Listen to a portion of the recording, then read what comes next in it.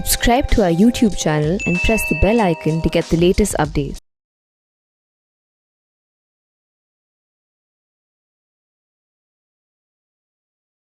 Good morning, good afternoon and good evening. जो भी friends इस लेक्चर को जिस समय पे देख रहे हैं उनको मेरी वो विशेष। फ्रेंड्स, हम लोग ने चैप्टर 2 की यूनिट नंबर 1 स्टार्ट कर दी है, दैट इज जर्नल एंट्री। और उसमें हम लोग ने गोल्डन रूल डिस्कस किया, फिर LIC वाला रूल डिस्कस किया और एक क्वेश्चन भी किया कि भाई ये LIC वाले रूल को इम्प्लीमेंट करके हमें जर्नल एंट्री करनी कैसे है। अब उसी को हमको आगे लेके बढ़ना है और कुछ और क्वेश्चंस प्रैक्टिस करने हैं जर्नल एंट्री के। देखो, डायरेक्टली एग्जाम में ना जर्नल एंट्री का क्वेश्चन नहीं आता, यानी ऐसा क्वेश्चन नहीं आता कि भाई आपको ये 10 ट्रांजैक्शन दे दिए, आप इसकी जर्नल एंट्री पास करो, आपको उसके मार्क्स मिलेंगे। तो ऐसा क्वेश्चन एग्जाम में इंस्टीट्यूट नहीं पूछता है। इंस्टीट्यूट इनडायरेक्टली क्वेश्चन पूछता है जहां पे जर्नल एंट्री यूज होती है, जैसे कि रेक्टिफिकेशन ऑफ एरर्स। तो रेक्टिफिकेशन ऑफ एरर क्या है? बेसिकली जर्नल एंट्री है। तो वहां पे आपको ट्रांजैक्शंस को ठीक करना, उसके बाद आपको बिल ऑफ एक्सचेंज है, वहां पे इंस्टीट्यूट जर्नल एंट्री पूछता है। और 2-3 चैप्टर है जहां पे इंस्टीट्यूट क्या करता है, आपको जर्नल एंट्री पे टेस्ट करता है। अब वहां पे आप जर्नल एंट्री कब ठीक कर पाओगे, कब सही कर पाओगे? जब आपको नॉर्मल जर्नल एंट्री आती है। तो इसीलिए हम लोग को ये LIC वाला रूल, अभी बहुत सारे स्टूडेंट ऐसे होंगे जब हम सम करेंगे ना तो उनको आंसर ऑलरेडी मालूम है कि इसका ट्रांजैक्शन की जर्नल एंट्री क्या होती है, लेकिन उनको डायरेक्टली आंसर नहीं लिखना है। उनको पहले LIC वाला रूल लगाना है कि LIC वाले रूल में ये कैसे बैठता है, फिट बैठता है, समझना उसको इंपॉर्टेंट है, आंसर लाना इंपॉर्टेंट नहीं है। देखो, एक चीज मान के चलो कि इंस्टीट्यूट में 100 लोग अगर एग्जाम देते हैं फाउंडेशन का, तो उसमें सिर्फ 30 और 35 लोग ही पास होते हैं। अभी देखो, CA, एक बात तुम लोग भी मानोगे कि CA ज्वाइन कौन करता है? मोस्ट ऑफ द वही लोग ज्वाइन करते हैं जो 11th-12th में थोड़े पढ़ने में अच्छे होते हैं। ठीक है, वो सब लोग क्या करते हैं, CA ज्वाइन करते हैं। यानी उन सबको जर्नल एंट्री आती थी, हाँ या ना? क्योंकि वो लोग पढ़ने में अच्छे थे इसलिए उनको जर्नल एंट्री तो आती ही होगी ना। फिर भी वो क्या है कि वो 35% लोग ही पास होते हैं, बाकी 65 लोग क्या हो जाते हैं, फेल हो जाते हैं। इसका रीजन ये है कि उनको ऐसा लगता है कि हमको तो सर आता ही है, हमको आता है। अरे, आपको जर्नल एंट्री आती है, ठीक है, इसका आंसर आप निकाल सकते हो, लेकिन हमारा एम जर्नल एंट्री का आंसर निकालना नहीं है, हमारा एम उसके पीछे का लॉजिक समझना है। इसके लिए इवन दो आपको आंसर मालूम है, आप आंसर डायरेक्टली नहीं लिखोगे, आप पहले LIC वाला रूल लगाओगे और उसके बाद अपना आंसर को लिखोगे। अब यहां पे देखो, हम लोग ने क्वेश्चन नंबर 4, ये वाला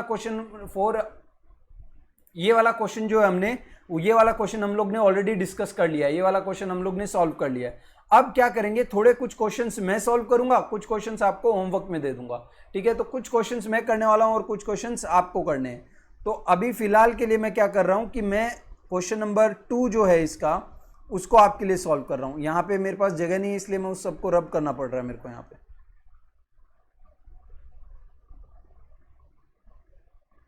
ठीक है, आ जाओ। देखो क्वेश्चन नंबर 2, देखो अपना नोट्स में देखो question number 2, generalized the following transaction. क्या बोला है? जर्नलाइज द फॉलोइंग ट्रांजैक्शन, यानी मुझे जर्नल एंट्री बनानी है। तो सबसे पहले कहने से फॉर्मेट ड्रॉ कर लूं उसका, तो यहां पे मैं फॉर्मेट में लिखूंगा बुक्स ऑफ। अब मुझे नहीं मालूम किसका बुक्स है, इसलिए मैं यहां पे क्या करता हूं, स्पेस छोड़ देता हूं और फिर लिखता हूं यहां पे जर्नल। देन फिर आ जाएगा डेट, पर्टिकुलर,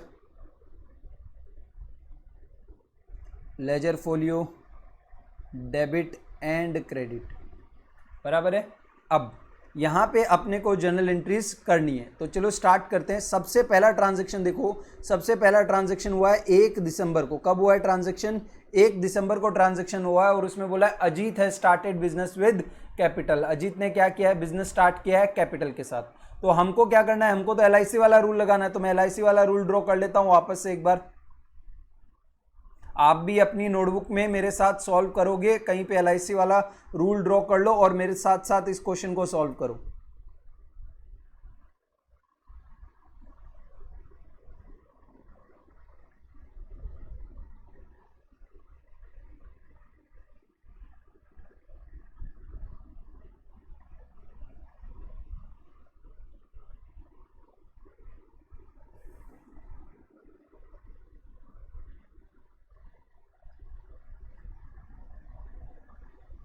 बराबर है, ये हमारा रूल है। अब स्टार्ट करते हैं। सबसे पहले बिजनेस स्टार्टेड विद कैश, तो बिजनेस के हिसाब से सोचना है हमें। किसके हिसाब से सोचना है? बिजनेस के हिसाब से। तो बताओ बिजनेस में आया क्या? कहने से बिजनेस में कैश आया, यस और नो? कहने से बिजनेस के पास तो कुछ था नहीं ना, तो बिजनेस को जब ओनर ने स्टार्ट किया तो उसने बिजनेस में कैश डाला, तो बिजनेस के पास कैश बढ़ा कि कम हुआ? ओनर के पास तो कैश कम हुआ, हम ओनर की बात ही नहीं कर रहे, हम तो अकाउंटिंग किसकी कर रहे हैं, बिजनेस की। तो बताओ बिजनेस में कैश बढ़ा कि कम हुआ, तो बिजनेस में कैश बढ़ा, बिजनेस में क्या हुआ, कैश इंक्रीज हुआ। और जब भी आपका कैश, यानी कैश क्या आपके लिए एक तरह का असेट है, कैश आपके लिए क्या एक तरह का असेट, क्यों असेट है, क्योंकि इसका फायदा आपको फ्यूचर में मिलता है, आप कैश से कोई भी चीज फ्यूचर में खरीद सकते थे। तो आपका कैश क्या हो गया, बिजनेस में बढ़ गया, और असेट बढ़े बिजनेस में तो हम उसे क्या करेंगे, जब भी असेट बढ़ेगा बिजनेस में हम उसे क्या कर देंगे, डेबिट कर देंगे। तो हम एंट्री पास करेंगे यहां पे कैश अकाउंट डेबिट। अच्छा, कैश आया बिजनेस में, कितना आया, कहने से 4 लाख रुपीस, तो यहां पे लिखेंगे 4 लाख रुपीस का बिजनेस में कैश आ गया, यस और नो। अच्छा, कौन लेके आया ये कैश, ओनर लेके आया। तो कहने से बिजनेस में पैसे तो आए, लेकिन इसके साथ साथ ओनर का कैपिटल भी आया। क्या है इसमें साथ साथ में, ओनर का कैपिटल। दैट मींस ये पैसा बिजनेस को फ्यूचर में क्या करना पड़ेगा, ओनर को रिपे करना पड़ेगा। ये बिजनेस का पैसा नहीं है, ये किसका पैसा है, ओनर का पैसा है, और ओनर के पैसे को हम बिजनेस में क्या बोलते हैं, कैपिटल। तो कहने से पहले ओनर का बिजनेस में कोई भी पैसा नहीं था, जब वो 4 लाख रुपए लेके आया तो बिजनेस में उसका कितना पैसा हो गया, अब 4 लाख हो गया। तो कहने से ओनर का कैपिटल क्या हो गया, बिजनेस के अंदर इंक्रीज हो गया। और कहने से जब भी कैपिटल क्या हो, जब भी कैपिटल इंक्रीज हो तो हम उसे क्या कर देंगे, क्रेडिट कर देंगे। तो एंट्री आएगी cash account debit to capital account, cash account debit to capital account. कितना अमाउंट आ जाएगा, 4 लाख, 4 लाख, यस और नो, यस। अब नेक्स्ट आगे बढ़ते हैं। ये कहना से कितना तारीख को था, 1/12 को था, कितना तारीख को था, 1 दिसंबर को था। अब अगला ट्रांजैक्शन देखो क्या बोलता है, अगला ट्रांजैक्शन 3 दिसंबर को हो रहा है और ये बोल रहा है कि ही withdrew cash from business from the bank ₹2000। तो अब हम लोग अज्यूम करते हैं, ये क्वेश्चन को थोड़ा चेंज करते हैं। लेट सपोज जो पहला ट्रांजैक्शन में हम लोग ने क्या अज्यूम किया, हमने ये अज्यूम किया ना कि वो कैश लेके आया बिजनेस में, रेदर देन कैश हम लोग ये मानते हैं कि वो कैश नहीं लेके आया, वो बैंक में पैसे डाले उसने। तो कहना इससे उसके बैंक, जो बिजनेस का बैंक अकाउंट है उसमें पैसे आए, आया ना। अगर मैं ऐसा अज्यूम करूं कि वो कैश लाया या बैंक लाया, कोई फर्क तो पड़ता नहीं है। तो कहने से जो बैंक अकाउंट का बैलेंस है वो तो बढ़ा ना, और कहने से बैंक अकाउंट बिजनेस के लिए क्या होता है, उसका बैंक क्या होता है, उसके लिए असेट होता है, क्योंकि बैंक अकाउंट में जो बैलेंस है उससे उसको फ्यूचर में क्या होगा, फायदा होगा। इसके लिए बैंक अकाउंट बिजनेस के लिए क्या है, एक असेट है, और असेट बढ़े तो उसे भी क्या करते हैं हम लोग, डेबिट। तो हमारी पहली एंट्री में थोड़ी चेंज कर रहा हूं, और पहली एंट्री में मैं लिख रहा हूं bank account debit to capital account, और यहां पे नरेशन लिखूंगा being business started, being business started. Narration लिखने की आदत डालो, भले कुछ नहीं लिखो उसके अंदर, खाली छोड़ दो, बट ब्रैकेट जरूर बनाओ ताकि आपको याद रहे एग्जाम में कि हाँ भाई मुझे नरेशन लिखना है। अब नेक्स्ट देखो क्या है, 3 दिसंबर को उसने इस 4 लाख रुपए जो बैंक में पड़े ना, उसमें से उसने 2000 रुपए ऑफिस यूज के लिए, कहीं लिखा है क्या इसमें पर्सनल यूज के लिए, ही withdrew cash for business, business के लिए उसने अपने बिजनेस अकाउंट से कितने निकाले, बिजनेस के बैंक अकाउंट से 2000 रुपए कैश निकाले। तो कहने से इस ट्रांजेक्शन में क्या हुआ, ये ट्रांजेक्शन हो रहा है 3/12 को, कब हो रहा है ये ट्रांजेक्शन, 3/12 को, 3/12 को ट्रांजैक्शन हो रहा है। बिजनेस में क्या आ रहा है, कहना इसे बिजनेस के बैंक अकाउंट का बैलेंस कम हो जाएगा, और बिजनेस में जो हार्ड कैश है, नोट है, कहना इसे कैश बिजनेस में बढ़ जाएगा। तो कहना इसे बैंक अकाउंट से बैलेंस कम होके कैश बैलेंस बढ़ गया। तो कहना इसे बैंक हमारे लिए क्या है, बैंक हमारे लिए असेट है, और जब असेट कम होगा, बैंक अकाउंट का बैलेंस कम होगा, तो हम उसे क्या कर देंगे, हम लोग उसे क्रेडिट कर देंगे। तो कहने से बैंक अकाउंट यहां पे क्या हो जाएगा, क्रेडिट हो जाएगा। तो एंट्री आएगी टू बैंक अकाउंट, क्या एंट्री आएगी, टू बैंक अकाउंट। अच्छा, क्या बढ़ेगा इसके अंदर, तो कहना इसे असेट ही बढ़ेगा इसके अंदर, यस और नो।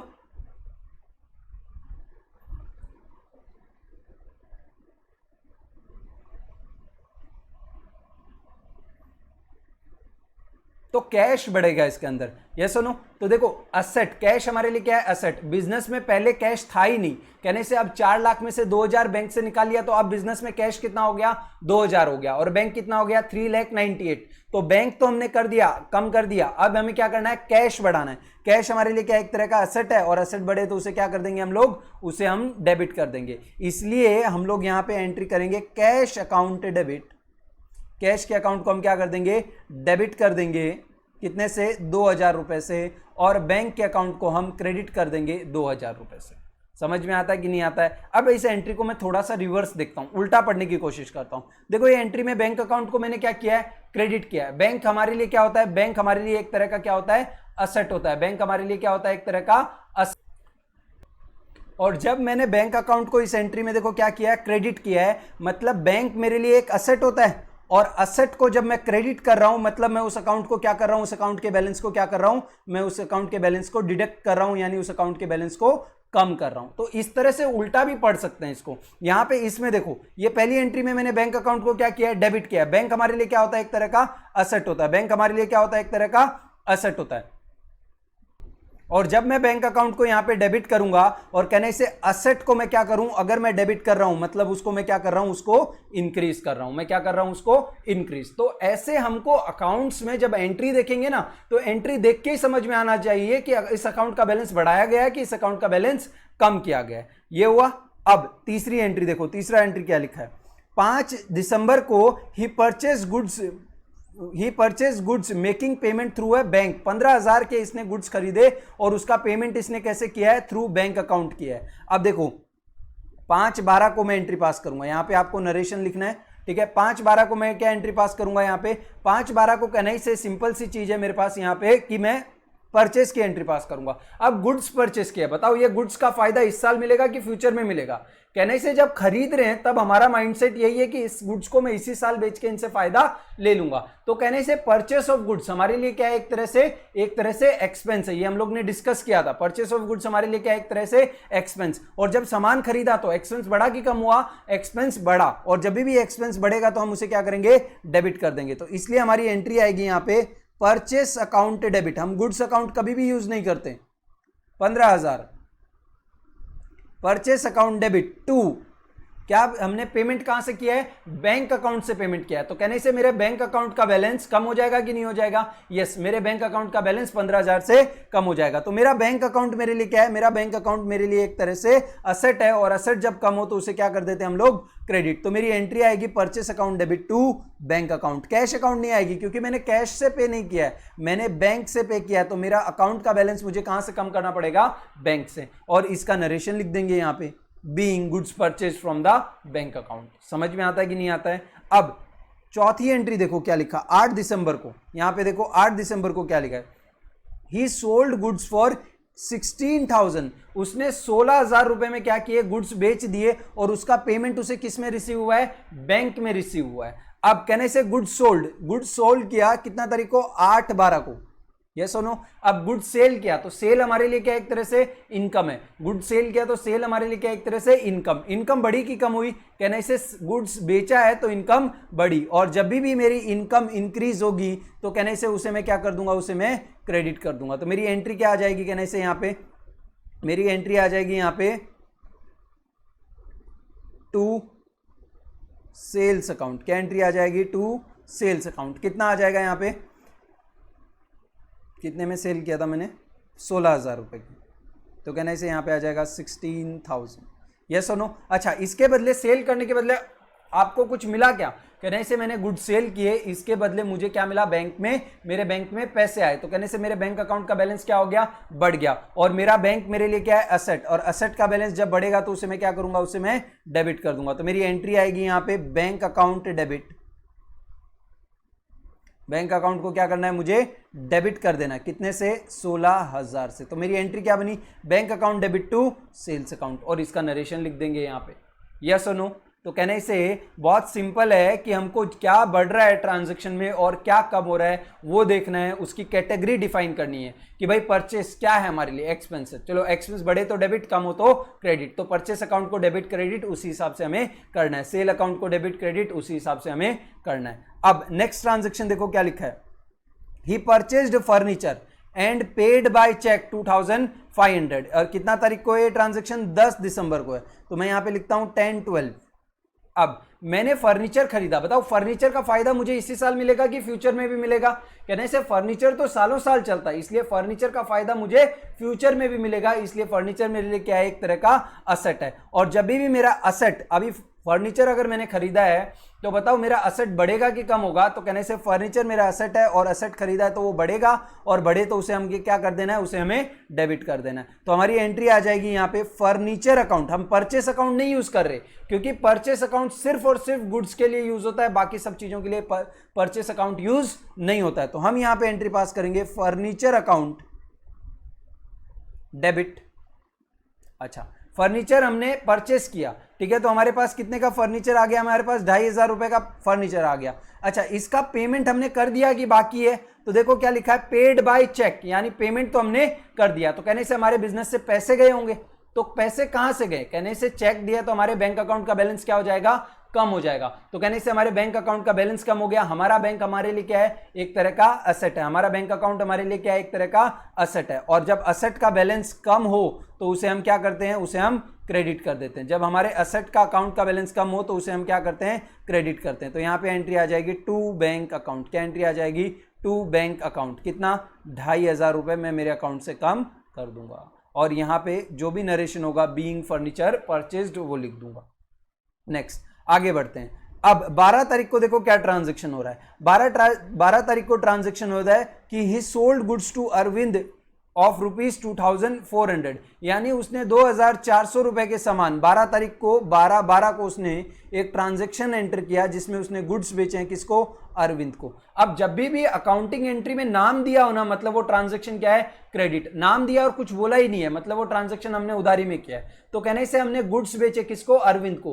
तो सेल ऑफ गुड्स हमारे लिए क्या, एक तरह से इनकम है, क्या है हमारे लिए, इनकम। और जब भी हमने गुड्स सेल किया तो हमारी इनकम बढ़ेगी कि कम होगी, हमारी इनकम बढ़ेगी। और जब भी इनकम बढ़े तो हमें उसे क्या कर देना चाहिए, उसे हमें क्रेडिट कर देना चाहिए। क्या कर देना चाहिए, उसे हमें क्रेडिट कर देना चाहिए। तो हमारी एंट्री आएगी यहाँ पे टू सेल्स अकाउंट, क्या एंट्री आ जाएगी, टू सेल्स अकाउंट। समझ में आता है कि नहीं आता है यहाँ पे। तो हम क्या एंट्री पास करेंगे, टू सेल्स अकाउंट। कितना आ जाएगा सेल्स अकाउंट में हमारे पास, देखो अमाउंट देखो कितना है, 2400। तो हमने 2400 की सेल की, 2400 से हमने हमारी इनकम बढ़ा ली। अच्छा, अरविंद ने पैसे दे दिए कि बाकी हैं, कहने से अरविंद से पैसे मिलने बाकी हैं। तो जब मुझे पैसे मिलने बाकी हैं, मुझे क्या करना, अभी अरविंद से पैसे लेने बाकी हैं। तो कहने से अरविंद से पैसे मैं कब लूंगा, अब तो कहने से अरविंद से मैं फ्यूचर में पैसे लूंगा। और कहने से कोई भी ऐसी चीज जो मुझे फ्यूचर में फायदा दे वो मेरे लिए क्या, एक तरह से असेट है। तो अरविंद मेरा डेटर हो गया, अरविंद मेरे लिए एक असेट हो गया। और जब असेट मेरा बढ़े, अरविंद मेरे लिए क्या, एक तरह से असेट है। और जब भी मेरा असेट बढ़े तो मुझे उसे क्या करना चाहिए, उसे मुझे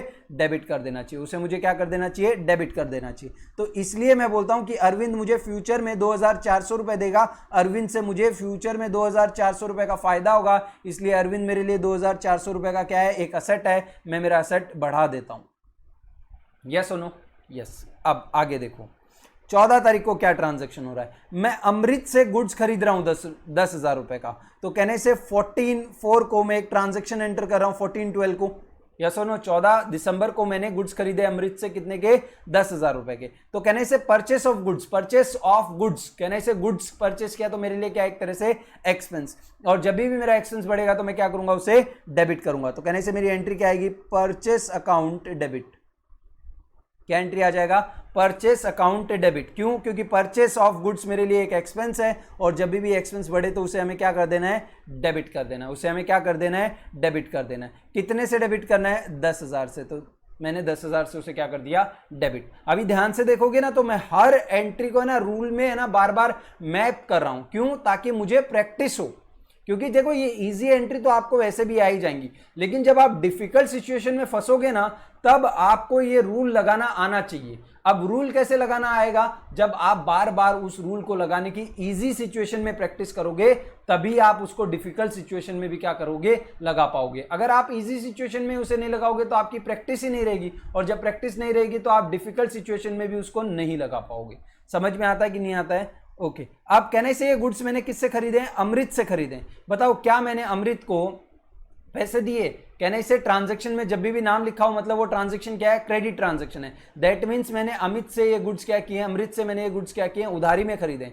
तो अमृत कहने से आज तो अमृत को पैसे नहीं दिए, कहने से अमृत फ्यूचर में मेरे पास आएगा, आएगा कि नहीं आएगा, आएगा। कहने से अमृत फ्यूचर में मेरे पास आएगा और मुझसे क्या मांगेगा, पैसे मांगेगा। अमृत मुझसे फ्यूचर में आके क्या मांगेगा, कैश मांगेगा। और कहने से मेरे बिजनेस से वो बाहर पैसे लेके जाएगा फ्यूचर में। कहने से बिजनेस से फ्यूचर में वो मेरे बिजनेस से बेनिफिट लेके जाएगा। और कोई भी ऐसी चीज जो फ्यूचर में मेरे बिजनेस से बेनिफिट ले जाए वो मेरे लिए क्या, एक तरह से लायबिलिटी। और बताओ अमृत मेरे बिजनेस में लाइबिलिटी बढ़ रही है कि कम हो रही है? अमृत नाम की एक लाइबिलिटी है मेरे बिजनेस में, वो लाइबिलिटी बढ़ रही है कि कम हो रही है? कहने से वो लाइबिलिटी मेरे बिजनेस में बढ़ रही है। और जब भी मेरे बिजनेस में से लाइबिलिटी बढ़े तो मुझे उसे क्या कर देना चाहिए? When ever the liability increases in my business I should credit the account. मुझे क्या करना चाहिए? अकाउंट को क्रेडिट कर देना चाहिए। तो देखो मैं यहाँ पे एंट्री पास करता हूँ, purchase account debit to Amrit account. क्या एंट्री पास करता हूँ? Purchase account debit to Amrit. मैं बोलता हूं कि परचेस नाम का एक एक्सपेंस बढ़ा दिया है मैंने, लेकिन अमृत नाम की एक लाइबिलिटी भी मैंने क्या कर दी है? इस ट्रांजैक्शन के थ्रू बढ़ा दी है। समझ में आता है कि नहीं आता है? पक्का? नेक्स्ट, अब देखो 15 तारीख को क्या हो रहा है। He return the goods to Amrit for ₹500, यानी अमृत को जो गुड्स हमने बेचे थे, अमृत से जो गुड्स हमने क्या किए थे? खरीदे थे, हम वो गुड्स अमृत को क्या कर रहे हैं? रिटर्न कर रहे हैं। हम गुड्स क्यों रिटर्न कर रहे हैं? ताकि क्योंकि हमने इन गुड्स को क्या किया था? खरीदा था। अब थोड़ा सा रिवर्स सोचना हमें। पिछली एंट्री को याद करो, परचेस टू अमृत। हमने क्या बोला था? हमने अमृत से खरीदा इसलिए हमारा खर्चा बढ़ गया, तो हमने परचेस अकाउंट को डेबिट कर दिया। और अमृत हमसे पैसे मांगता है इसलिए हमने हमारी लाइबिलिटी भी बढ़ा दी। अब कहने से 500 रुपए का सामान तो मैंने वापस कर दिया ना, तो कहने से मेरा खर्चा कम हुआ कि नहीं हुआ?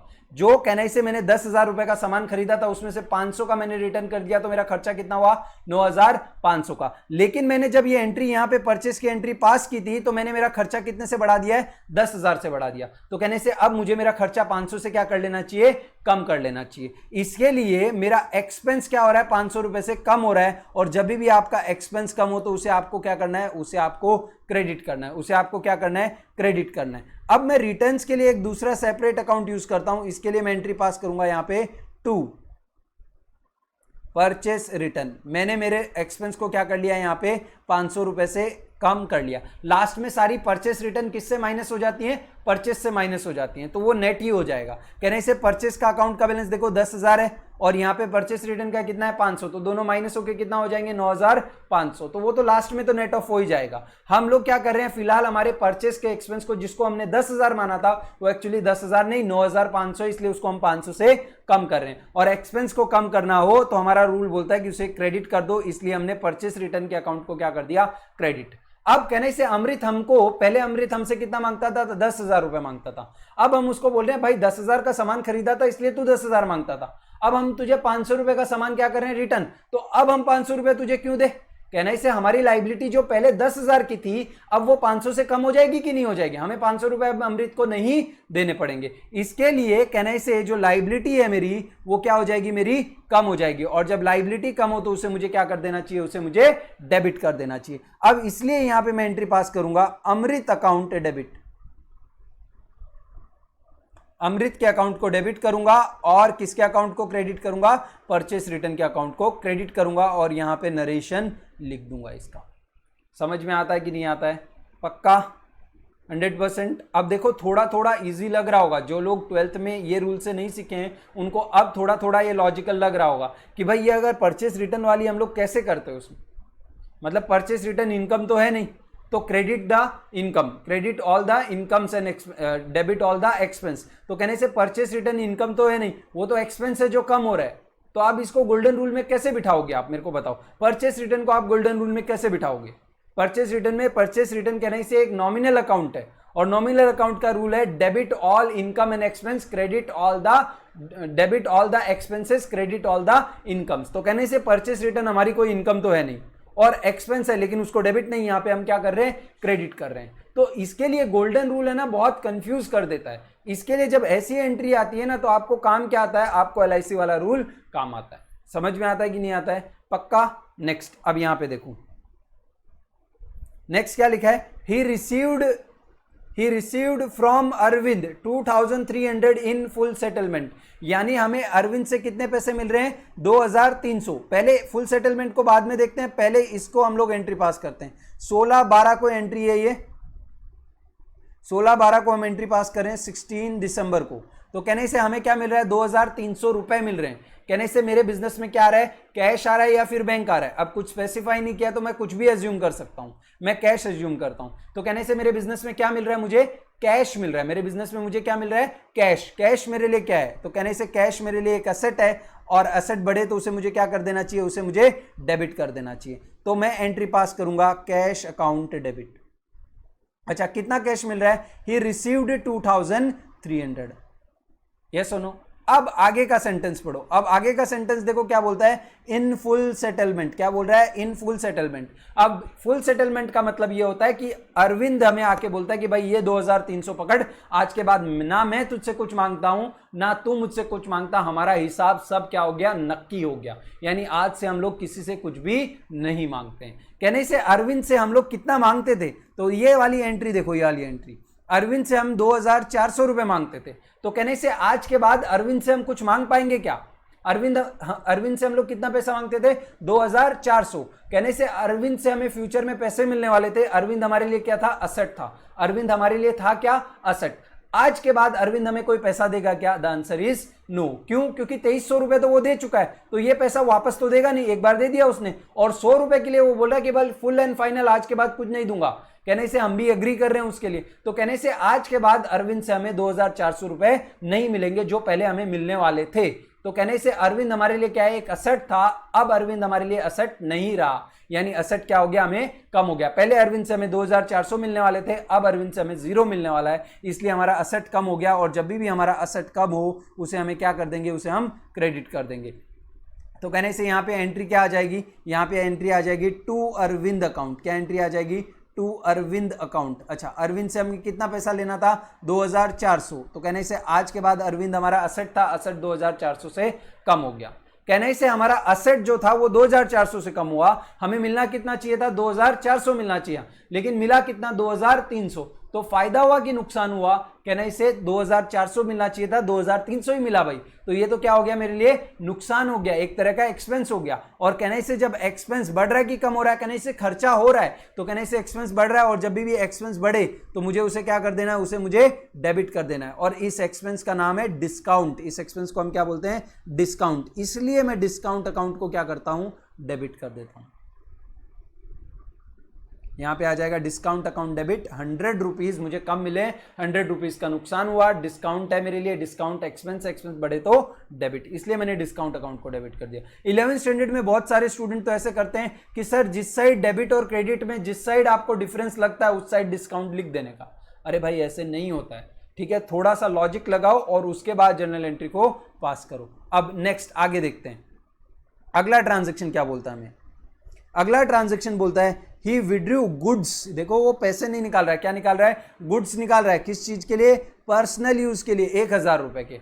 अब सबसे पहले कहना इसे गुड्स निकाल रहा है। जब हमने गुड्स खरीदे थे, याद करने की कोशिश करो, परचेस ऑफ गुड्स, हमने ऊपर गुड्स खरीदे थे ना, तो जब हमने गुड्स खरीदे थे तो परचेस ऑफ गुड्स को हमने क्या माना था? एक्सपेंस माना था। क्यों? क्योंकि हमें लगा था कि ये गुड्स हमें बेनिफिट देंगे, ये गुड्स हमें क्या देंगे? बेनिफिट देंगे। उन गुड्स में से कहने से 1000 रुपए के गुड्स तो ओनर ले गया, तो वो गुड्स हमें बेनिफिट दिए क्या?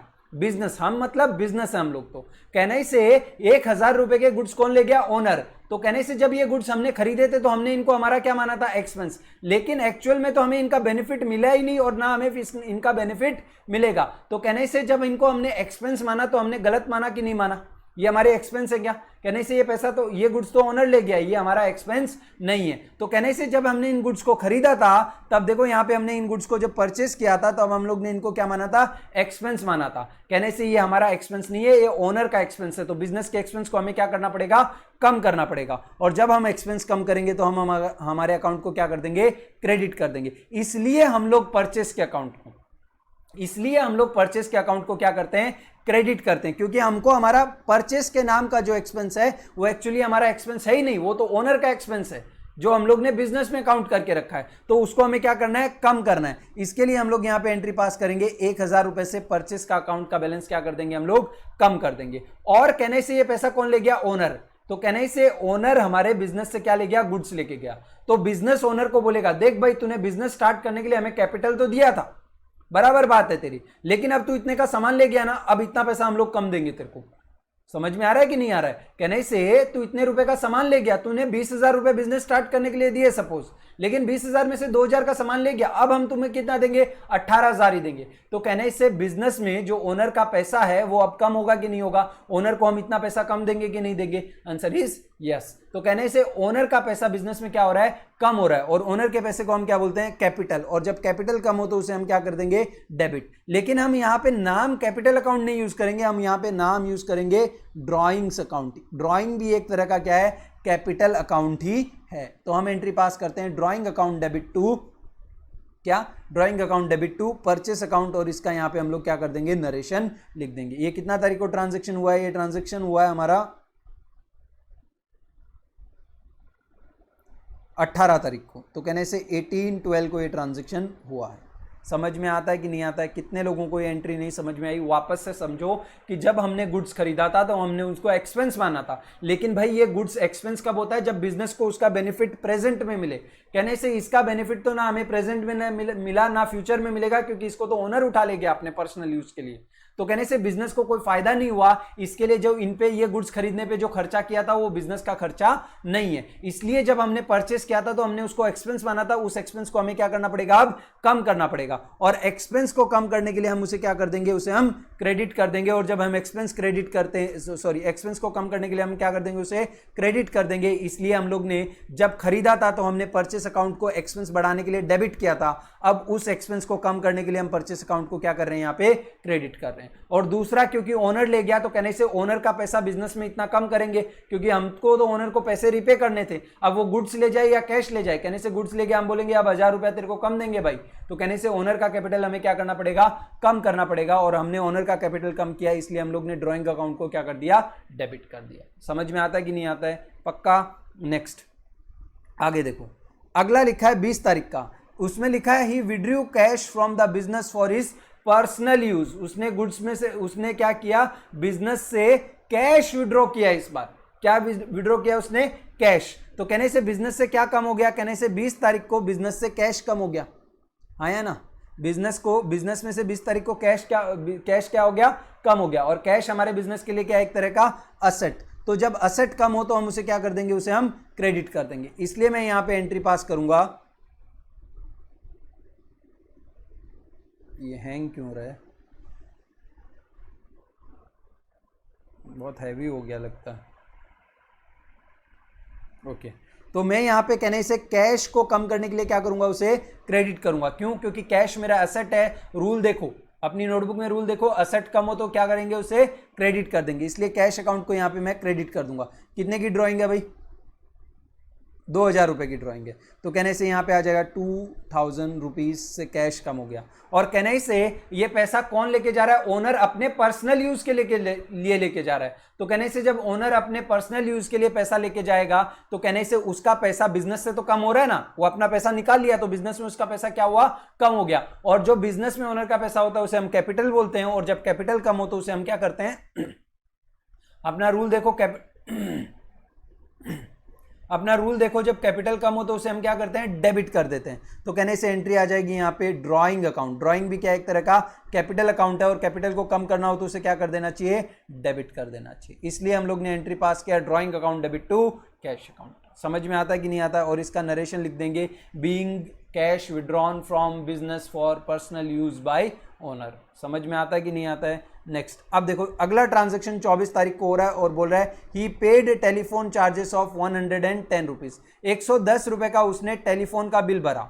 अब कहने से मानते हैं कि ये टेलीफोन का बिल बिजनेस का ही है, तो कहने से इस महीने का जो बिल है वो मैंने 110 रुपया पे किया, इस महीने का रिचार्ज करवाया 110 का। तो बताओ इसका बेनिफिट मुझे इस महीने ही मिलेगा कि फ्यूचर में भी मिलेगा।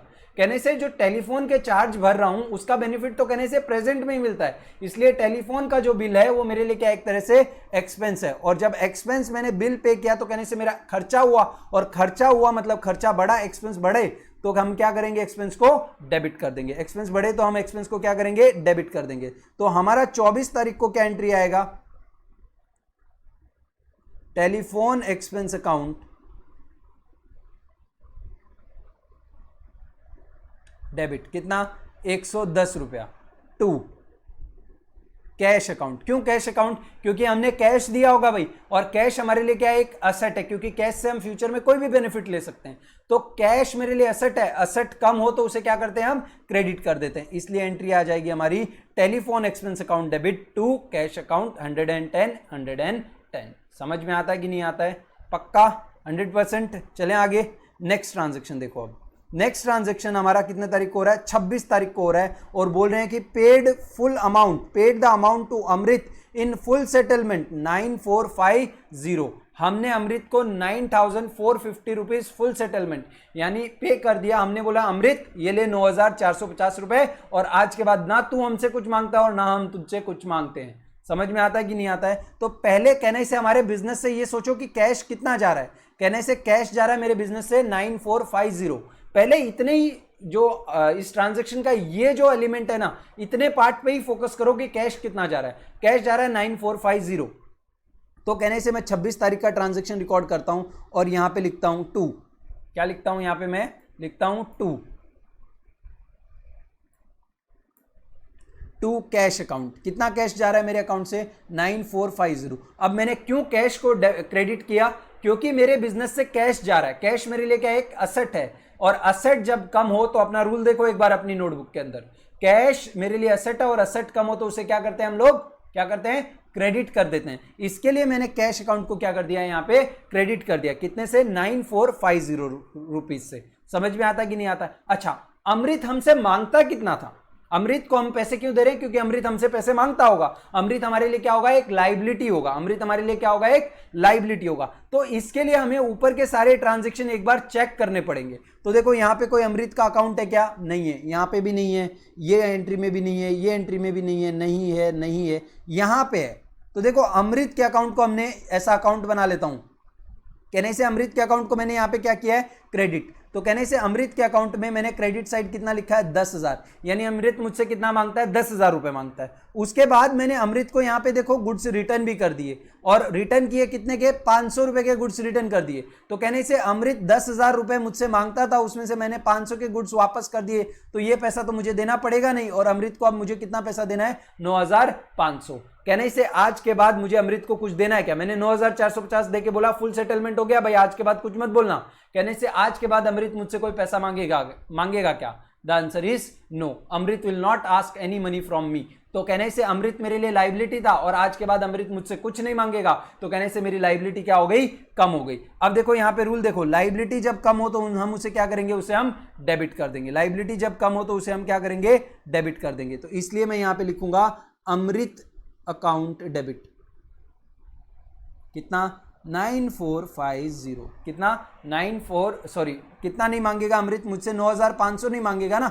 अमृत मुझसे कितना मांगता है? 9,500 मांगता है। आज के बाद अमृत मुझसे कितना नहीं मांगेगा? 9,500 नहीं मांगेगा। तो बताओ इस ट्रांजैक्शन में मेरे से अमृत मांगता कितना था? 9,500। मैंने अमृत को दिया कितना? 9450। कहने से 50 रुपए कम दिए, तो फायदा हुआ कि नुकसान हुआ? कहने से देने के टाइम 50 रुपए कम दे रहा हूं, मतलब क्या हुआ? मुझे फायदा हुआ। कहने से मेरी इनकम है एक तरह से ये। और जब आपको इनकम हो रही है, यानी आपकी इनकम बढ़ रही है, तो जब भी आपकी इनकम बढ़े तो आप उसे क्या करोगे? उसे आप क्रेडिट कर दोगे। और इस इनकम का नाम है 2 डिस्काउंट रिसीव्ड। देखो कैसे मैंने इस अकाउंट को, इस पूरी जर्नल एंट्री को एक बड़ी जर्नल एंट्री की जगह मैंने एक एक पार्ट में अप्रोच किया, और मेरी एंट्री फटाफट हो गई। समझ में आता है कि नहीं आता है? तो अकाउंट्स को अगर आपको हमेशा अच्छे से सीखना है, और कभी आपको ऐसा करना है कि शैलेंद्र सर के खिलाफ हमें पढ़ाना भाई, यानी हमको भी सिलवासा के अंदर एक कोचिंग क्लास खोलनी है और शैलेंद्र सर के सामने खड़े होकर पढ़ाना है, हम भी उनके बाजू में ही क्लास लेके पढ़ाएंगे। तो अगर आपको ये करना है कभी भी जिंदगी में और मुझे हराना है, तो आपको अकाउंट्स में कभी भी कोई चीज आए तो उसको ब्रेक कर दो। क्या कर दो? ब्रेक कर दो। अकाउंट्स को एज इट इज पूरा देखोगे ना तो बहुत डिफिकल्ट है वो चीज, लेकिन जब आप उसे तोड़ना स्टार्ट करते हो, छोटा छोटा स्टेप बाय स्टेप अप्रोच करते हो, पार्ट्स में अप्रोच करते हो, तो वो क्या हो जाता है? आपके लिए इजी हो जाता है। इसीलिए सारी जर्नल एंट्री देखो, मैं डेबिट, जब मैं क्रेडिट के बारे में सोच रहा हूं, एक आइटम के बारे में सोच रहा हूं, मेरे को डेबिट का कोई टेंशन ही नहीं। इसीलिए मेरी सारी जर्नल एंट्री क्या होती है? सही होती है। मैं एक फैक्ट बताता हूं आपको कि मैंने सीए इंटर को पढ़ाया 2 साल। सीए इंटरमीडिएट का मतलब क्या हुआ कि आपको बीकॉम में जो सिलेबस आने वाला है ना, वो सारा सिलेबस प्लस कुछ टॉपिक एमकॉम के भी आ जाते हैं उसमें, यानी अकाउंट्स जो है ना वो खत्म हो जाता है सीए इंटर के अंदर। सीए इंटर के बाद कोई अकाउंट्स नहीं रहता है, ठीक है। उसके बाद जो आता है ना वो फाइनेंशियल रिपोर्टिंग आती है, वो अकाउंटिंग नहीं है, वो फाइनेंशियल रिपोर्टिंग है, वो अलग ही हो जाता है एक तरह से, ठीक है। तो जो अकाउंट्स, जो मैंने पूरा अकाउंट्स पढ़ा है, और उस अकाउंट्स को जब मैं सीए इंटर में पढ़ाता था ना, तो मैं कभी भी है ना सॉल्यूशंस को देख के नहीं जाता हूँ। कभी भी मैं ऐसा नहीं करता हूँ कि चलो आज ये क्लास में जाके ये क्वेश्चन सॉल्व करना है तो इसका सोल्यूशन क्या है देख लेता हूँ।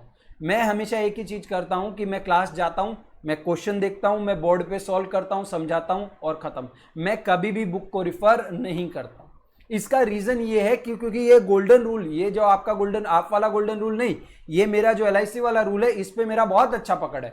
और कोई भी अकाउंटिंग एंट्री हो, कोई भी अकाउंट्स हो, मैं तुरंत उसको सॉल्व कर सकता हूँ इस रूल को लगा के, क्योंकि बेसिकली इतना ही तो देखना है मुझे कि अकाउंट्स में क्या कम हो रहा है और क्या बढ़ रहा है। फिर बाकी तो मेरा रूल मुझे बता रहा है कि भाई डेबिट करना है कि क्रेडिट करना है, और अगर मैं डेबिट क्रेडिट बराबर कर रहा हूं तो मेरा अकाउंट का आंसर सही आएगा कि नहीं आएगा, आएगा। और जितने भी बैचेस मैंने आज तक सीए इंटरमीडिएट के पढ़ाए हैं, कभी भी ऐसा नहीं हुआ कि मेरा आंसर गलत आया, कभी भी ऐसा नहीं हुआ। कभी कभी सोल्यूशन जब हम लोग सीए इंटर के अंदर कैश फ्लो सॉल्व करते हैं तो एक क्वेश्चन को सॉल्व करने के लिए नहीं करके हमें 1 घंटा, सवा 1 घंटा लग जाता है, फिर भी उसका आंसर टैली ही होता है, ठीक है। उसका रीज़न ये है क्योंकि ये रूल मुझे बहुत अच्छे से आता है, अकाउंट्स को मैं समझता हूँ। तो आपको भी अगर अकाउंट सीखना है तो ये रूल को आपको एकदम पक्का करना पड़ेगा, अदरवाइज आपको सीए फाउंडेशन में नहीं तो सीए इंटरमीडिएट के अंदर प्रॉब्लम होगा। तो इसके लिए इस रूल पे फोकस करो, ये आपकी ज़िंदगी बहुत आसान कर देगा। चलो लास्ट के 2-3 ट्रांजेक्शन और बचे हैं, फटाफट इस सम को हम खत्म करते हैं। अब देखो इसमें ना मैं क्यूमुलेटिव एंट्री पास करूंगा, यानी कंबाइंड एंट्री। देखो 31 तारीख को क्या हो रहा है, स्टेशनरी पे किया कितने रुपए का, 200 रुपए का। हमने रेंट पे किया कितने रुपए का, 500 रुपए का। और सैलरी पे किया स्टाफ को कितने का, 2000 रुपए का। कहने से 5000 प्लस 2000 कितना हो गया, 7000। 7000 प्लस 200 रुपया कितना हो गया, 7200। तो कहने से मेरे बिजनेस से कैश कितना गया, कितना कैश गया मेरे बिजनेस से 31/12 को, 31/12 को कहने से मेरे बिजनेस से कैश गया 7200। और कैश मेरे लिए क्या है, एक असेट। और जब असेट कम हो तो अपना रूल देखो, असेट कम हो तो क्या करना चाहिए, उसको रूल में देख के फटाफट बताओ। असेट कम हो तो क्या करना चाहिए, उसे क्रेडिट कर देना चाहिए। इसलिए मैं मेरे कैश अकाउंट में बोलता हूं कि मेरा कैश 7200 रुपए चला गया, इसलिए मैं मेरे कैश अकाउंट को क्या कर देता हूं, क्रेडिट कर देता हूं। अब क्या रीजन की वजह से कैश गया, तो देखो कैश, पहला रीजन मेरा ये है उसमें कि भाई मेरा कैश गया स्टेशनरी, रेंट और सैलरी के लिए। तो स्टेशनरी मतलब क्या है, रबर, पेंसिल, ये सब चीज। तो इस महीने में जो रबर पेंसिल है, इनका फायदा मुझे इस महीने मिलेगा कि अगले साल भी मिलेगा। The most of the cases में उनका फायदा मुझे प्रेजेंट में ही मिल जाता है। इसलिए स्टेशनरी मेरे लिए क्या, एक तरह का एक्सपेंस है। स्टेशनरी मेरे लिए क्या, एक तरह का एक्सपेंस। और एक्सपेंस बढ़े तो हमें क्या करना चाहिए, उसे डेबिट। तो कहने से स्टेशनरी अकाउंट डेबिट, मैं स्टेशनरी एक्सपेंस अकाउंट को क्या कर दूंगा, डेबिट। कितने रुपए से, 200 रुपए से सिर्फ। अच्छा, इस महीने का रेंट का फायदा इसी महीने मिलेगा कि फ्यूचर में भी मिलेगा, कहने से अगले महीने नया रेंट देने पड़ेगा। तो ये 5000 का फायदा मुझे मिल गया कि बाकी है, मिल गया। इसलिए रेंट मेरे लिए क्या है, एक्सपेंस। और कहने से रेंट का एक्सपेंस भी मेरे लिए क्या है, बड़ा। और जब एक्सपेंस बढ़े तो उसे क्या करेंगे, डेबिट। तो यहां पे रेंट अकाउंट को भी मैं क्या कर दूंगा, डेबिट कर दूंगा। कितने से, 5000 रुपए से। समझ में आता है कि नहीं आता है, पक्का। नेक्स्ट आगे चले। अब नेक्स्ट लास्ट चीज क्या थी, सैलरीज। 2000 रुपए की सैलरी पे की है, तो इस महीने की सैलरी का फायदा इस महीने मिलेगा कि फ्यूचर में, कहने से इस महीने की सैलरी का फायदा इसी महीने मिलेगा। इसलिए सैलरी मेरे लिए क्या है, एक तरह का, सैलरी मेरे लिए एक तरह का एक्सपेंस है। और एक्सपेंस बढ़े तो उसे भी क्या कर देना चाहिए, डेबिट। इसलिए मैं सैलरी अकाउंट को भी क्या कर रहा हूं, डेबिट। कितने से, 2000 रुपए से। तो मेरी एंट्री देखो क्या हो गई, stationery account debit, rent account debit, salary account debit to cash account. तो आपको ऐसी 3-3, 4-4 अकाउंट वाली, अगर आप इंटर में जाओगे तो ऐसे अकाउंट, ऐसे एंट्री भी आएंगी जहां पे 10-10 अकाउंट आ रहे हैं एक साथ। तो आप debit the giver, credit the receiver ही करते रह जाओगे। तो इसके लिए इस रूल का आदत डालना है कि क्या बढ़ रहा है और क्या कम हो रहा है। अब एक लास्ट एंट्री है, देखो बहुत इंटरेस्टिंग एंट्री है, distributed goods by free sample. अगर मैं फ्री सैंपल दे रहा हूं, दैट मीन्स मैं क्या कर रहा हूं, एडवर्टीजमेंट कर रहा हूं। और जब मैंने गुड्स खरीदे थे तो मैं क्या बोला था, इन गुड्स का बेनिफिट मुझे क्या होगा, इनको बना के बेचूंगा। परचेस गुड, परचेस का मतलब क्या होता है? परचेस, जब मैं गुड्स खरीदता हूं तो मैं क्या बोलता हूं कि मैंने परचेस का एक्सपेंस किया। मैंने कौन सा एक्सपेंस किया?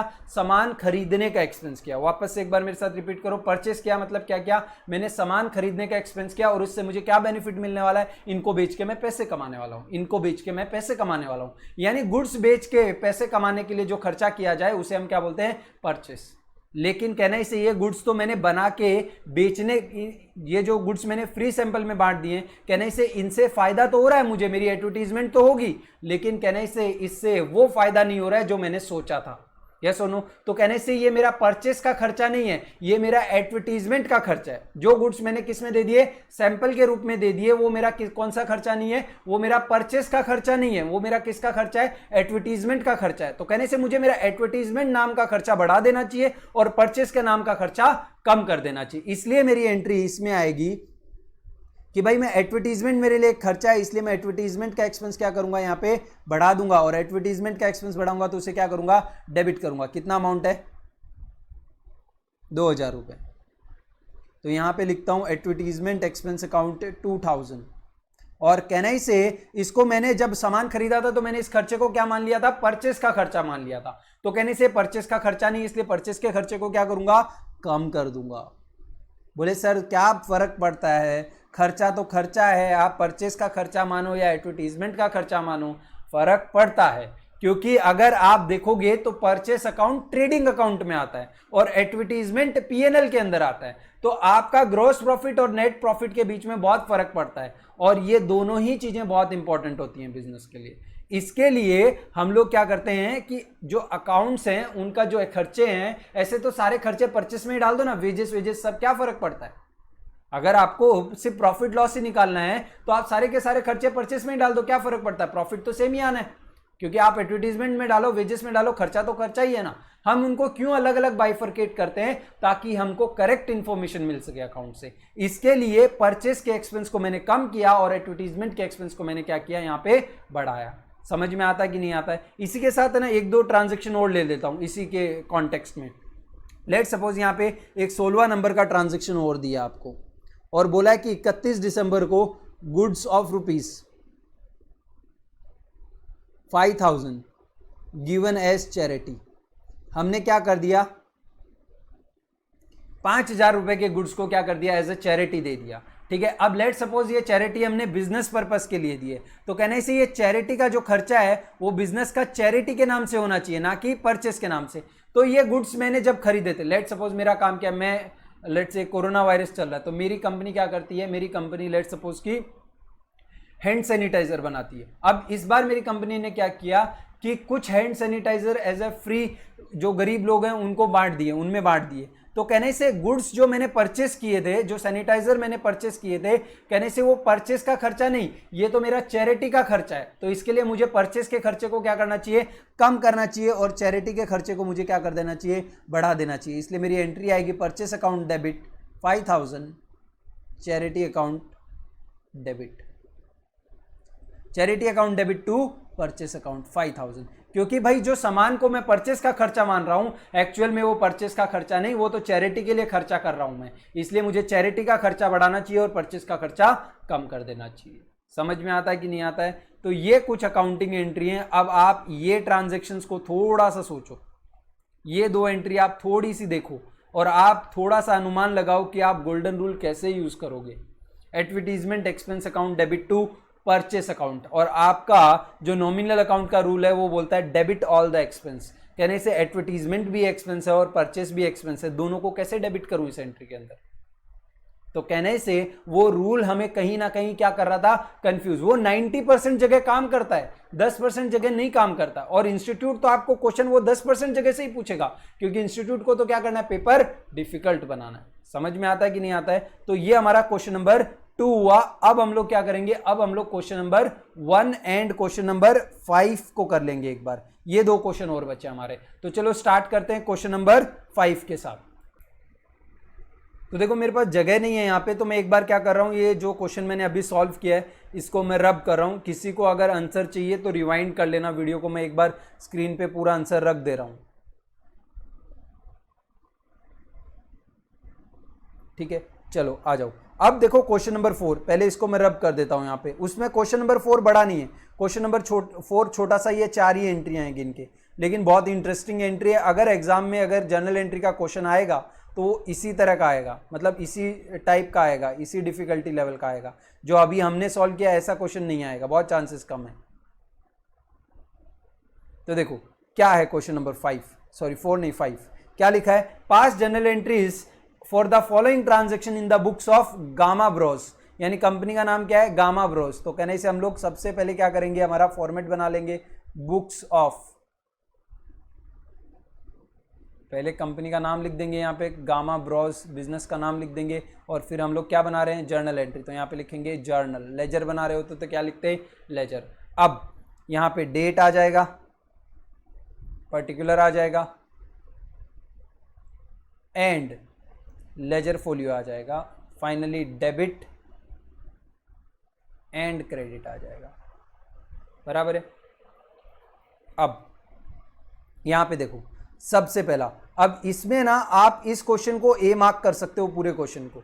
मैंने एबीसी एनालिसिस बताया था ना, अब वो एबीसी एनालिसिस आप करना स्टार्ट कर दो, क्योंकि ये क्वेश्चन बहुत अच्छा क्वेश्चन है, इसको आप ए मार्क कर सकते हो। इसमें भी ऊपर वाले में भी आपको ऐसा लगता है कि सारे को मत ए मार्क करना, कोई ऐसा लगता है कि ये बहुत इंटरेस्टिंग जर्नल एंट्री है तो उसको ए मार्क कर लो, ताकि एग्जाम से पहले उसको आप क्या कर सको, एक बार रिवाइज कर सको। तो ए मार्क करता हूं पूरे क्वेश्चन को, चारों ही पॉइंट मेरे लिए बहुत अच्छे क्वेश्चन है। तो देखो, employees had taken inventory, employees ने इन्वेंट्री मतलब गुड्स लिए 1 लाख रुपए, जिनको हमने कितने में खरीदा था? 75,000 में। तो हमको 1 लाख से लेना देना नहीं, हमको तो कॉस्ट प्राइस से ही लेना देना है, ठीक है, क्योंकि कॉस्ट और market value which ever is less. तो यहाँ पे क्या है? मार्केट कॉस्ट लेस है, इसलिए हम तो कॉस्ट से ही लेना देना है। On the eve of Diwali and the same are deducted from their salary in subsequent month. Transaction में हुआ क्या है कि देखो, अब दिवाली आ रही थी, तो एम्प्लॉयज ने क्या किया, कुछ सामान था, वो सामान उन्होंने 75,000 रुपए का सामान लेके चले गए, और इतना पैसा हम लोग ने क्या कर लिया, अगले महीने की उनकी सैलरी से काट लिया। तो कहना ही से एक चीज मैं बोल सकता हूं कि नहीं बोल सकता हूं, कि मेरा बेसिकली गुड्स कम हुआ, हाँ या ना? ये गुड्स कम हुआ, और कहने ही से इसको मैंने एज ए सैलरी मान लिया। मैंने उनको, एम्प्लॉय को क्या बोला, ये गुड्स ले लो, ये तुम्हारी सैलरी होगी, अगले महीने इतनी सैलरी क्या होगी? कम होगी। तो कहने से मैंने गुड्स, एम्प्लॉय को क्या किया? सैलरी पे किया, but not in terms of cash, but in terms of goods. Yes और नो? तो कहने से जब मैंने उन गुड्स को खरीदा था तो मैंने क्या माना था? इनको परचेस का एक्सपेंस माना था, लेकिन ये एक्चुअल में मेरा परचेस का एक्सपेंस नहीं, इनको मैंने एज ए सैलरी दिया है, इसलिए मेरा कौन सा एक्सपेंस है? सैलरी का एक्सपेंस है। तो मुझे कौन सा अकाउंट से अकाउंट बैलेंस कम करना पड़ेगा? परचेस अकाउंट से बैलेंस कम करना पड़ेगा। ये परचेस का खर्चा नहीं है, तो परचेस के खर्चे को कम करके कहने से कौन सा खर्चा बढ़ा देना पड़ेगा? सैलरी का खर्चा बढ़ा देना पड़ेगा। तो मैं यहां पे एंट्री पास करूंगा, अब डेट्स तो दिए नहीं है मुझे, तो मैं यहां पे एंट्री पास करूंगा सैलरीज अकाउंट डेबिट, सैलरी का खर्चा बढ़ा दूंगा 2, परचेस अकाउंट। मैं बोलूंगा ये गुड्स परचेस अकाउंट में नहीं आने चाहिए, ये गुड्स मेरे सैलरी अकाउंट में आने चाहिए। इसके लिए मैं इनका अकाउंट्स क्लासिफाई रिक्लासिफिकेशन कर देता हूं। मैं परचेस के, जब मैंने इन गुड्स को खरीदा था तब मैंने इनको परचेस माना था, इसलिए मैंने परचेस कम कर दिया, और क्योंकि एज ए सैलरी दिया तो ये सैलरी का खर्चा, इसलिए सैलरी बढ़ा दिया। समझ में आता है कि नहीं आता है? पक्का? तो ये पहली एंट्री है। इसमें एक चीज नोट करने जैसी है कि 1 लाख रुपए का हमें कोई लेना देना नहीं है, हमें तो कॉस्ट से लेना देना। Next, wages paid for erection of machine, यानी मशीन को हमारी फैक्ट्री में लगाने के लिए, खड़ा करने के लिए हमने वेजेस पे किए, कितने के? 18,000 रुपए के कैश में वेजेस पे कर दिए। समझो।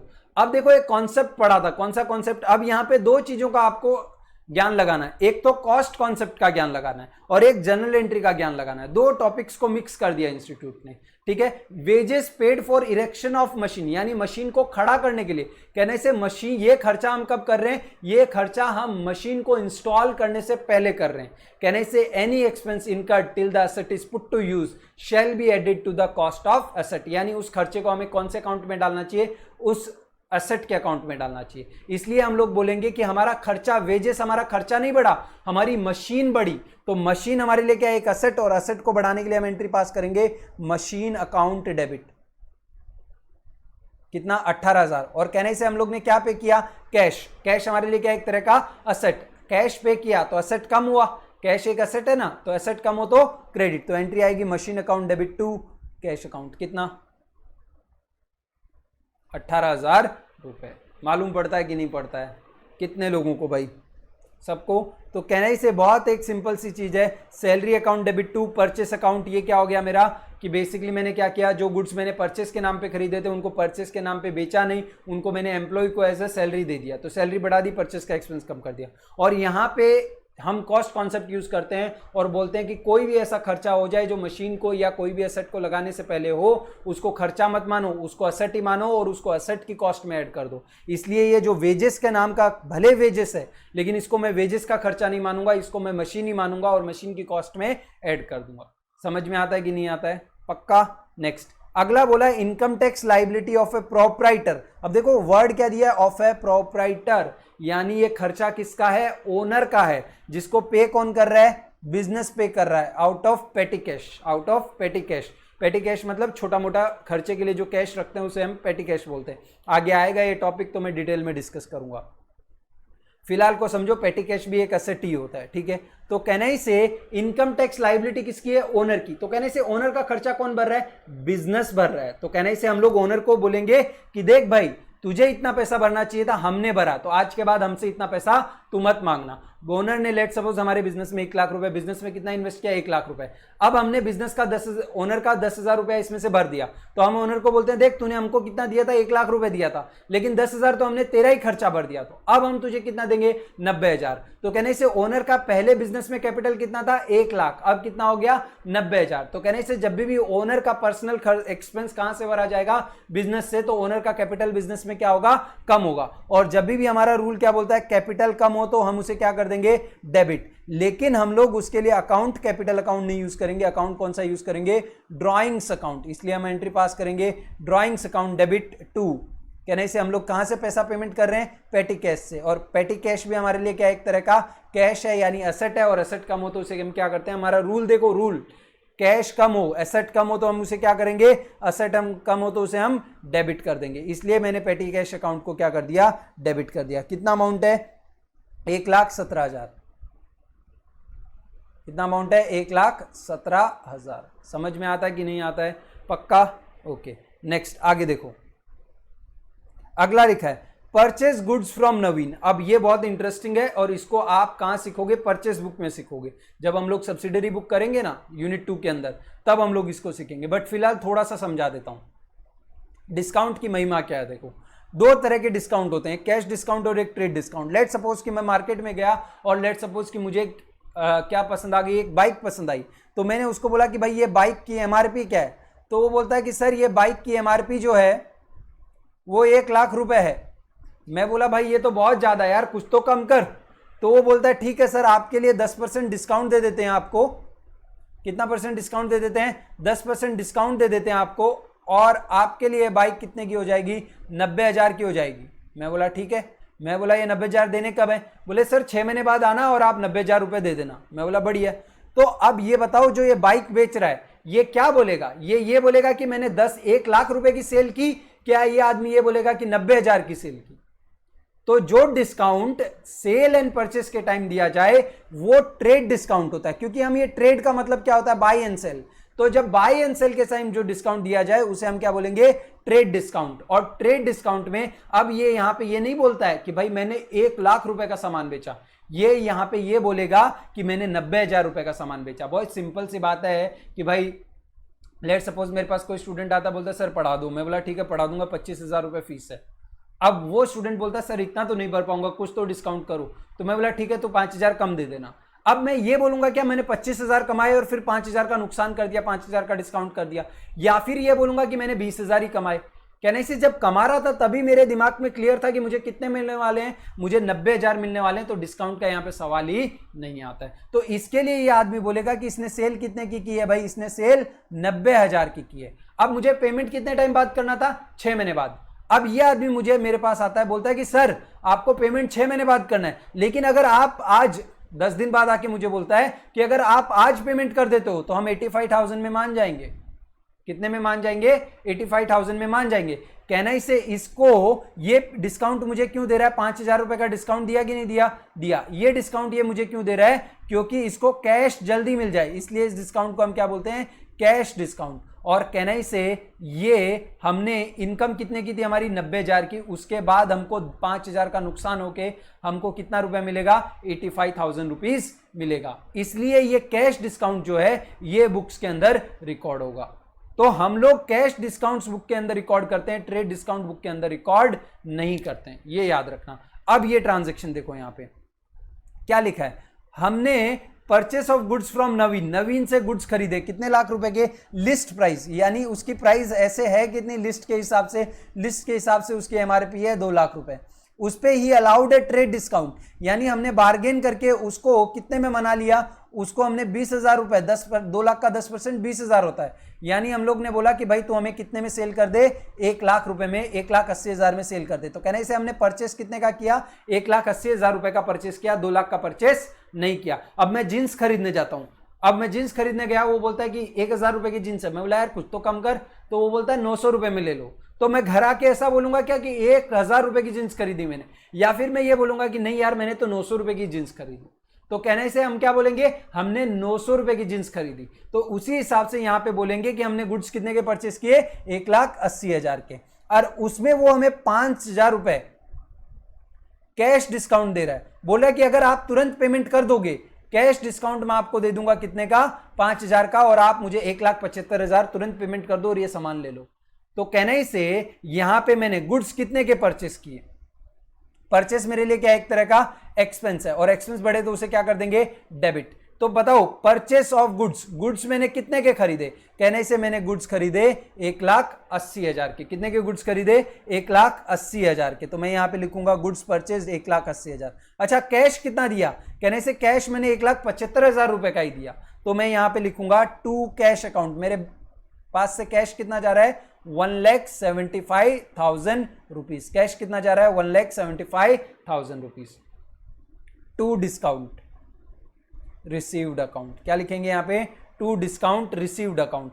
कहने से हम लोग ने 1,80,000 रुपए का सामान खरीदा और पेमेंट कितना कर रहे हैं, 1,75,000, फायदा की नुकसान, कहने से ऑब्वियसली फायदा है, और ये फायदा यानी इनकम, और इनकम जब बढ़ेगी तो उसे क्या कर देना, हमें डेबिट कर देना है, इनकम जब बढ़े तो उसे हम क्या करेंगे, क्रेडिट कर देंगे, इसलिए डिस्काउंट रिसीव्ड को मैं क्या कर रहा हूं, क्रेडिट, और ये इनकम मेरी डिस्काउंट नाम से इनकम कितनी हुई, 5,000 रुपए, कितनी हुई, 5,000।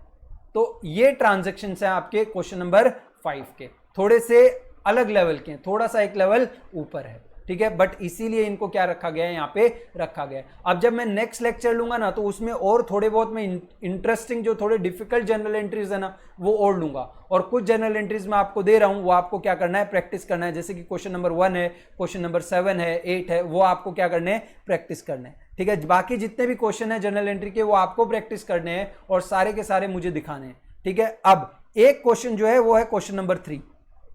अब देखो यहां पे क्या बोला गया है कि आपको ट्रेडिशनल अप्रोच और अकाउंटिंग इक्वेशन के हिसाब से आपको बताना कि ये अकाउंट्स क्या हैं आपके, ये अकाउंट्स आपके क्या हैं, मतलब आपके कौन सी कैटेगरी में आते हैं। तो देखो सबसे पहला आपको ऐसा टेबल बना लेना है, इस क्वेश्चन को कैसे सॉल्व करना है, एक ऐसा टेबल बना लो और यहां पे लिख लो आइटम्स, क्या लिखोगे यहां पे, आइटम, ठीक है। यहां पे लिखो ट्रेडिशनल अप्रोच, क्या लिखोगे यहां पे, ट्रेडिशनल अप्रोच, और यहां पे लिखो अकाउंटिंग इक्वेशन अप्रोच, ठीक है। अकाउंटिंग इक्वेशन अप्रोच का मतलब ये क्या बोल रहे हैं कि LIC वाले रूल के हिसाब से ये असेट है, एक्सपेंस है, लाइबिलिटी है, इनकम है कि कैपिटल है, ये बताना है। और यहां पे बोल रहे हैं नॉमिनल है, रियल है, पर्सनल है, और पर्सनल में भी 3 तरह के अकाउंट होते हैं ना, तो उनमें से कौन सा अकाउंट है वो बताओ। तो देखो पहला आइटम उसमें क्या था, बिल्डिंग, तो बिल्डिंग एक असेट है, यस और नो, बिल्डिंग एक क्या है, असेट है, तो यहां पे हम लिख देंगे असेट अकाउंट, बिल्डिंग एक तरह का क्या है, असेट अकाउंट है। और ट्रेडिशनल अप्रोच के हिसाब से कौन सा अकाउंट है, ये रियल अकाउंट है। तो ऐसे हमको एक क्लासिफिकेशन देना है इन सारे एसेट्स का, तो ये भी आपका होमवर्क रहेगा कि आपको इनको क्लासिफाई करके मुझे बताना है। और कोई भी डाउट रहेगा तो आप मेरे पहले आप सॉल्व करो इसको, फिर मेरे आंसर्स जो मैं भेज रहा हूं उनसे कंपेयर करो, और उसके बाद आप इसमें मुझे कोई भी डाउट रहता है तो वो डाउट अपना पूछो। समझ में आता है कि नहीं आता है। तो इसी के साथ हम लोग जनरल एंट्री का ऑलमोस्ट पूरा पोर्शन खत्म कर दिए। नेक्स्ट लेक्चर में एक जनरल एंट्री का क्वेश्चन और करवाऊंगा आपको, ठीक है, और उसके बाद हम लोग लेजर एंड ट्रायल बैलेंस पे मूव ऑन करेंगे। 1 घंटा लगेगा हमको लेजर और ट्रायल बैलेंस खत्म करने में, वो ज्यादा कुछ बड़ा टॉपिक नहीं है।